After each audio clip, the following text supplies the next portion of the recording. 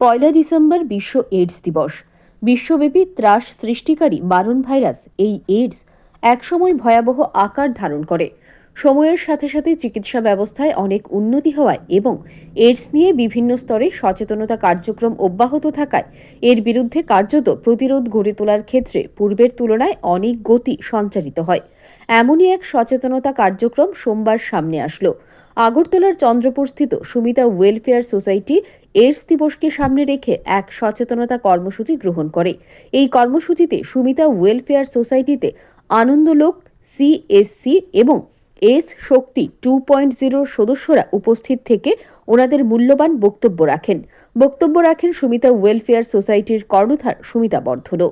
প্রত্যেকে উপস্থিত সবার সামনে এইডস কিভাবে ছড়ায় এবং এর ফলে মানবদেহে কি কি প্রতিক্রিয়া দেখা দেয়, এমনকি এই এইডস যাতে না ছড়ায় এর জন্য কি কি সচেতনতা প্রয়োজন তা যেমন আলোচনা করা হয়, তেমনি এইডস আক্রান্তদের জন্য বর্তমানে কি ধরনের চিকিৎসা উপলব্ধি রয়েছে প্রত্যেকটি দিক নিয়ে আলোচনা করা হয়। এই সম্পর্কে সোসাইটির কর্ণধার সুমিতা বর্ধন আলোচনা প্রসঙ্গে তার চিন্তাধারা ব্যক্ত করেন।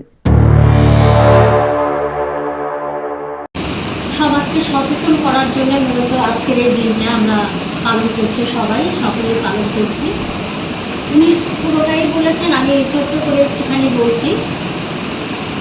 এই যে আজকে যে একটা ভয়াবহ একটা যে মহামারীর আকার ধারণ করেছে এই ড্রাগসের ব্যাপারটা, উনি যেটা বললেন যে এইচআইভি কিছুদিন আগেও 100টার থেকে একটাও পাওয়া যেত না, এখন ঘরে ঘরে এটা হচ্ছে এবং প্রচুর পরিমাণে চেয়ে গেছে। এতে যুব সমাজ পুরোই ধ্বংস হয়ে যাচ্ছে।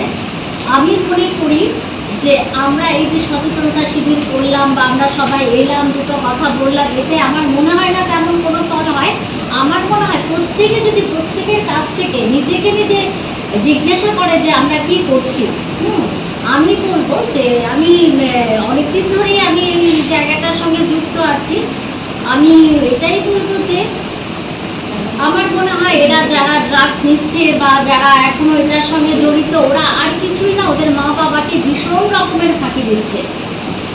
যে মা বাবা ওদের এত ছোট থেকে এত বড় করলো, আজকে দেখুন যে এরা যে বয়সে আছে, আমি কিন্তু রোজ আসি এখানে, আমি দেখি যখন যে এরা তো বসে থাকে, এরা হয়তো ক্যারাম খেলছে বা এরা ওষুধ খাচ্ছে বা এরা এরকম বিশ্রামে আছে। আমার তখনই মনে হয় যে এই সময়টাতে ওরা মা বাবার পাশে থাকা দরকার ছিল।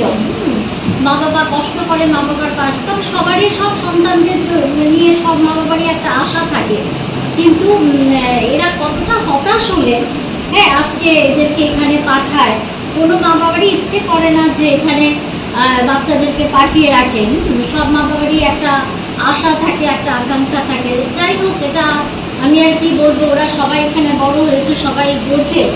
আমি বলবো যে এখানে সবাই যে সেন্টারে আছে, ওরা নিজেদেরকে নিজে প্রশ্ন করুক, নিজেদের মানুষ সবার আগে কিন্তু মানুষ নিজেকে ভালোবাসে। নিজে যদি ভালো থাকে তাহলে আমি বলবো যে পৃথিবীর সবাইকে ভালো রাখা যায়।